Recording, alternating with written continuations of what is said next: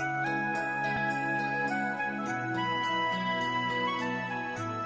trust you. What's going on, guys? It's K-Dub here with another episode of cryptozombie. So it's Friday, we did it, we made it, and if there ever was a week that we had to get through, man, this was the week. It's nice to see some green finally in the markets, but really the green is a little misleading because we're still super down from where we were before. We are up since yesterday, so that is a good thing. $184 billion market cap. Also just wanted to say, guys, my bad if the video's coming out a little bit late today. I don't know if you guys saw the weather, but we got over a foot of snow in New York, so I spent most of my morning shoveling sidewalks.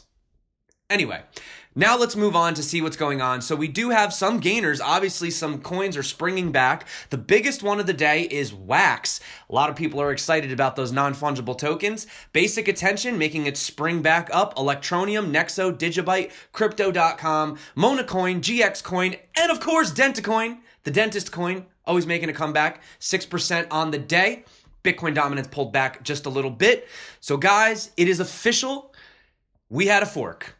We're forked. It's done. It's over with. It's been confirmed on CoinDance. If we come down here and we look at what's going on, we could see that the hash rate is 57% for ABC and 43% for SV. So we're having a little bit of stability, some normalization here happening, all right? Now, as you can see, this has been reported by a lot of different exchanges. Poloniex came out. They said, we've finished converting all BCH balances to BCH ABC and BCH SV. The BCH market is now disabled. BCH ABC / BTC and BCH SV / BTC will, and BCH ABC / USDC and BCH SV USDC markets are open.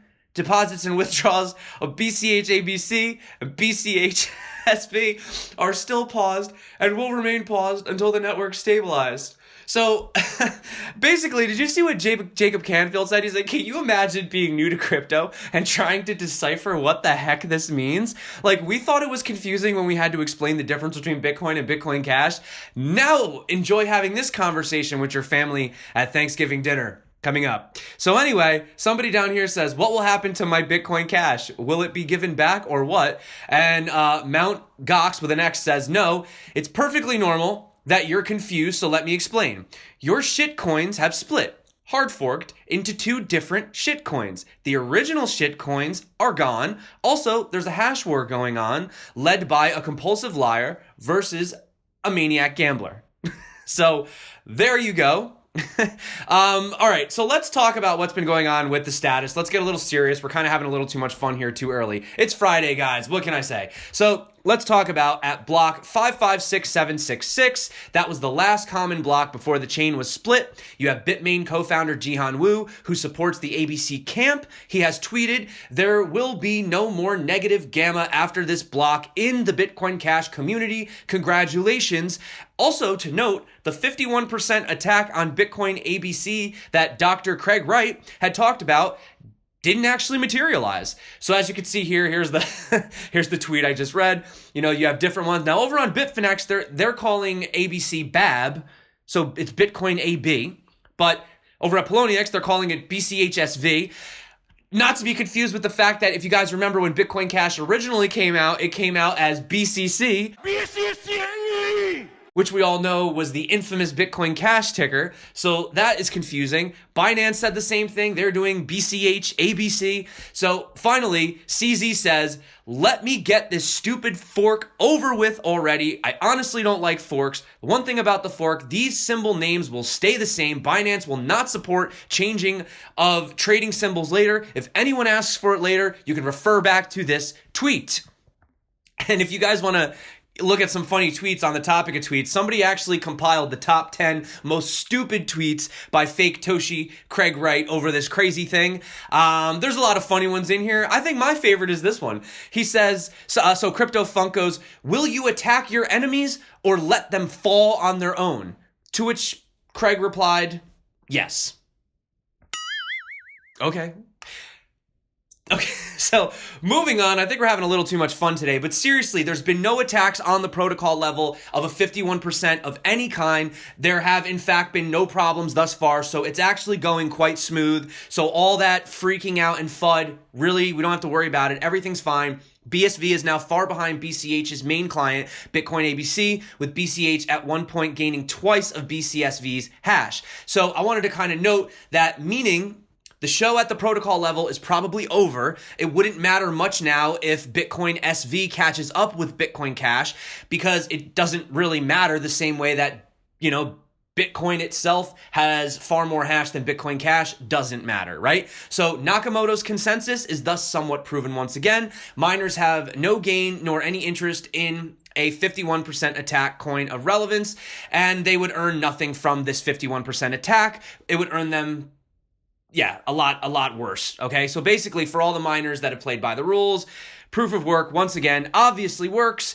Kind of wanted to point this out. VerusCoin has also been working on this. They are not vulnerable to 51% attacks. They're involved in the Komodo ecosystem, but I digress. We'll get back to what's going on at hand. Kevin Rook has said that, Bitcoin mining difficulty is dropping as some miners are starting to lose money for the first time. Mining difficulty dropped since 2017. You have July 2018, 3.4, November 2017, 6.9, and August 2017, 3.8. He says now that it's down 3.7% from all-time high and expected to fall another 8.8% below all-time high at the next difficulty adjustment level. What does this mean as far as mining for a loss? Well, if we come over here, guys, this is a chart over at MarketWatch, and it actually talks about the cost to mine one Bitcoin. So as you can see right here, some people would be mining for a loss. For example, look at this. South Korea, 26,000, Spain, 11. Whereas if we come down here to USA, you'll see that we're actually $4,758 roughly to mine a Bitcoin. So we're still mining at a profit here in USA. Look at this, Venezuela, $531. We got to get some mining farms out in Venezuela. By the way, I have a story about Venezuela later if you guys want to check it out. It's a pretty cool story, so definitely stay around for that. And while all of this madness is going on between the Bitcoin Cash and this camp and that camp and these two guys, according to 1ml.com, a search engine dedicated solely to Lightning Network metrics, the second layer off-chain scaling solution for Bitcoin has reached a new milestone as it has passed 4,000 nodes for the first time as of the press release. So while Bitcoin Cash is basically fighting over who's got the better coin, Bitcoin's busy just building out the network and just trying to create that infrastructure. So hence why I am a BTC person myself. But let's talk a little bit more about this, because I found this to be quite interesting. You had Ron Paul actually tweeting out this morning.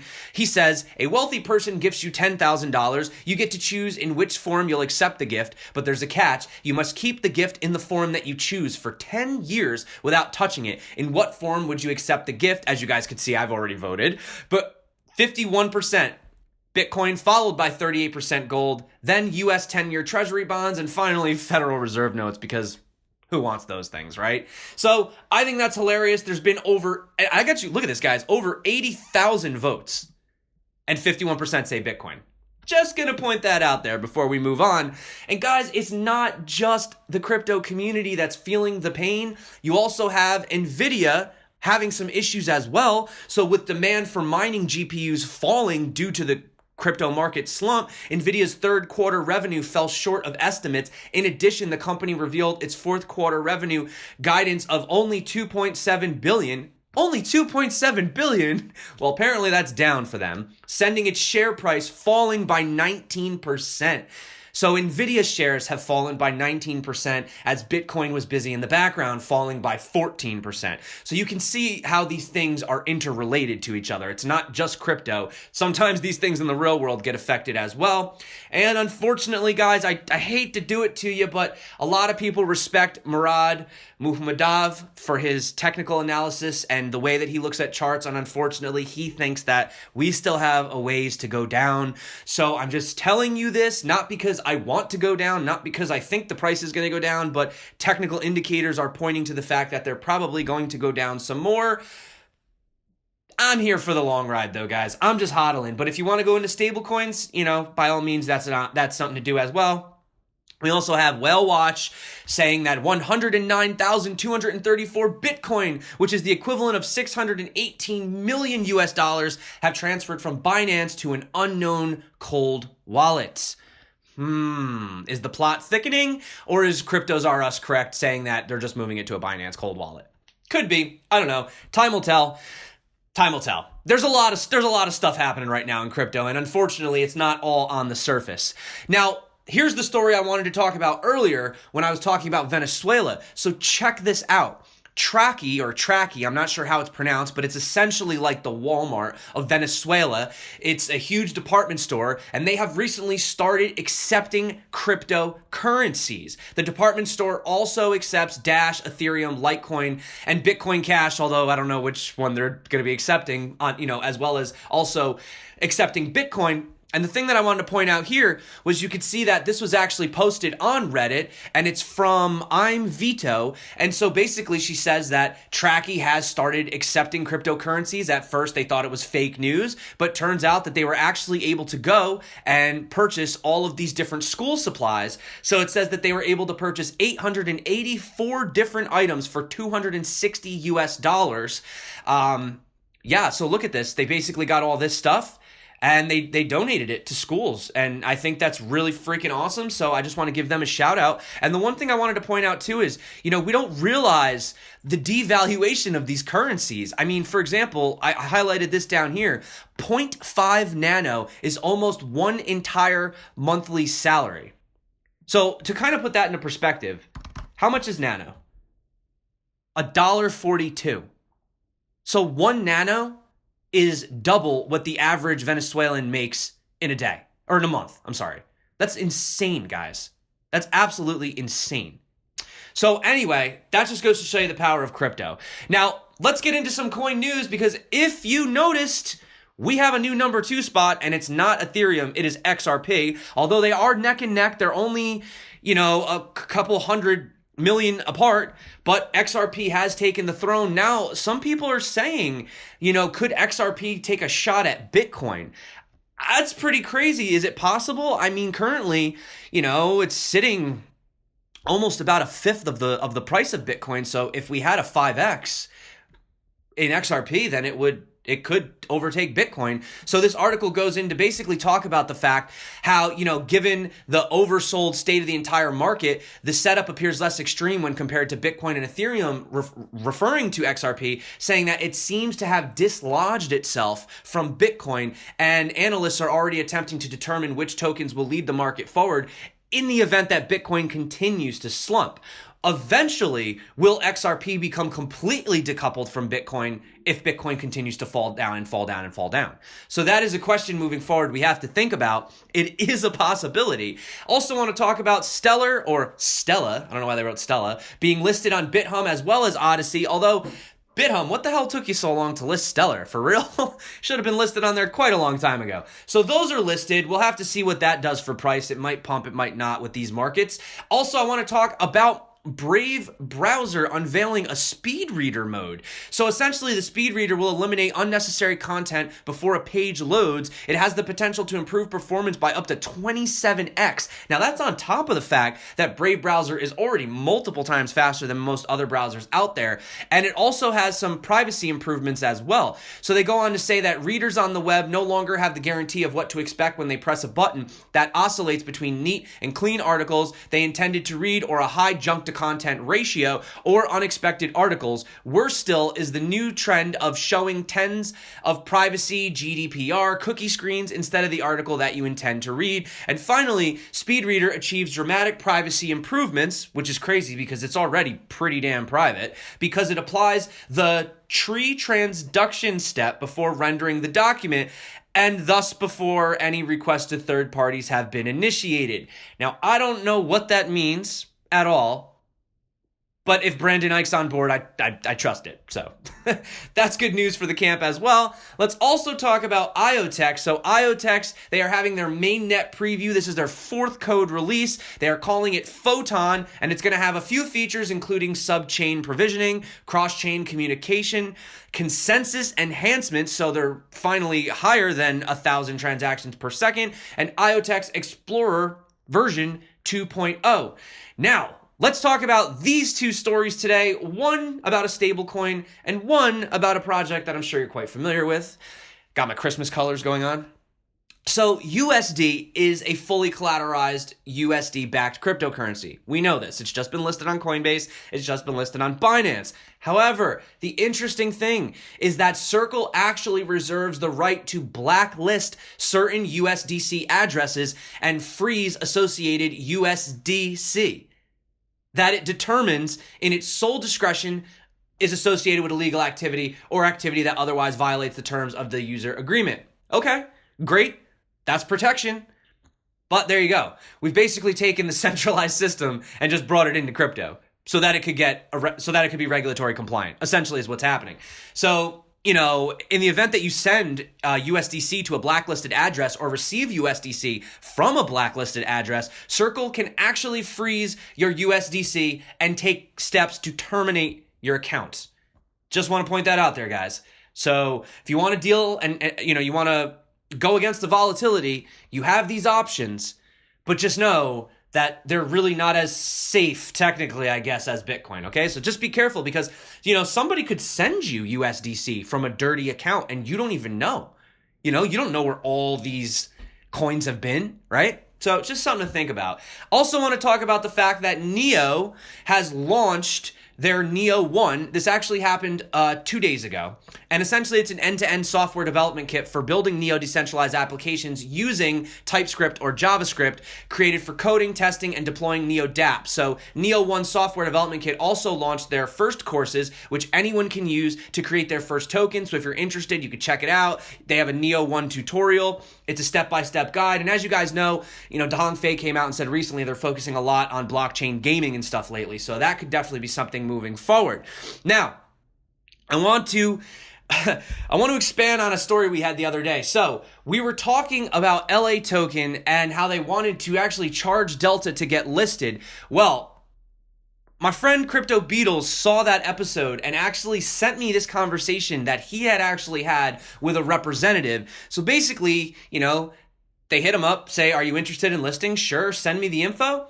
Here's all the info. They go on to talk about their thing. And then they say current listing fee for utility tokens on ERC20 is 4 Bitcoin plus half a Bitcoin for 1 trading pair, or 5 Bitcoin plus 1 Bitcoin for 2 trading pairs. So that's 6 Bitcoin total, okay? To which, Robert says, no, thank you. And then she says, what's the problem? And he said, well, we're being added to numerous exchanges far larger than yours, with no listing fee. It's extortion. I mean, even Binance has dropped their fee, right? So, obviously I'm using this with permission. So, thank you, Robert Beatles, if you're watching. But guys, I mean, this is like what these guys are doing in the background. So there's just so much stuff going on with these different exchanges and everything, guys. So, just be careful and just, I don't know. Try to support the ones that are actually there for the community, doing things like what Binance is doing, with the, donations that they're doing for the relief funds and stuff like that. So, I'm not saying anything bad about whatever if you want to use an exchange, but, these things are out there. These things are happening. And not to mention, guys, if we're going to go back on the legal route, look, we have more problems with the SEC. So crypto loans company SALT, which you guys may be familiar with, which is SALT Lending Holdings Incorporated, once associated with high-profile crypto industry personnel, Eric Voorhees. So Eric Voorhees is now potentially facing a U.S. securities SEC probe into the situation. So they had a $50 million token sale, and SALT itself is essentially a lending platform. And ever since BitConnect was a lending platform, I feel like now these lending platforms are going to have difficulty because of, what came before it essentially. So basically, SALT, which uses clients' crypto holdings as collateral against fiat currency loans, is reported to have received a subpoena from the securities regulators. So Voorhees, he's the CEO of Shapeshift. He's reported to have played a leadership role at SALT and was notably listed as a director in an SEC filing 5 days ahead of the first SALT token sale. So he's definitely probably going to be affected by this. And, this isn't the first time. In 2014, he reached a settlement of $50,000 in fines with the SEC over allegedly, having unregistered public offerings of securities in connection with 2 of his early Bitcoin-related ventures. So these guys are definitely stepping in, and they're definitely trying to, get involved right now. I mean, the SEC has been really taking things quite seriously lately, so that's probably not going to go away anytime soon. And we also have ECB official calling Bitcoin the evil spawn of the financial crisis in more than one way, he says. Sadly, not every clever idea is a good idea. The opportunities of the blockchain are many, but the problems of Bitcoin are also plentiful. He goes on to say that Augustin Carstens summed it up quite well, saying that it's a combination of a bubble, a Ponzi scheme, and an environmental disaster. But coming from a guy who supports a place that prints money for their friends whenever they want, I can understand why this is a threat. So we're going to let this one slide. Moving on, we have some good news. Microsoft launches a cloud-based development kit for blockchain. Not going to go into that too much because we've kind of touched upon what they've been doing blockchain related lately, but that is good news as well moving forward. We also have Akon being named Innovator of the Year, and he is using cryptocurrencies to power up Africa, so that is just more people that are going to get exposed to cryptocurrencies as well. This is from Black Enterprise, and if that doesn't make you happy, guys, we also have Outerlimits SV43 that's been customized by this user. It says crypto, it's got crypto all over it, and it's got Ethereum right on the back, so as you can see in a few of these pictures. Let me see if I can get one. There you go, crypto. And yeah, it's got the Ethereum logo right there. So that is pretty freaking cool, guys. We also have Tim Draper saying that the market cap is going to 80 trillion within the next 15 years, referring to crypto. And if that's not enough to make you guys happy, you can head on over to this Melbourne ice cream shop and you can purchase some Chiptocurrency, which is peanut butter gelato with white chocolate covered potato chips. Gotta say, getting a little hungry over here, guys. So that being said, I need to skedaddle on out of here. It is Friday. Thank you so much for coming back again. You guys are freaking phenomenal. Everyone that's been liking, subscribing, commenting, guys, seriously, means the world to me. Thank you so much for joining the conversation. You rule. That being said, my name is K-Dub. This is Cryptozombie. Until next time, stay crypto, and peace out.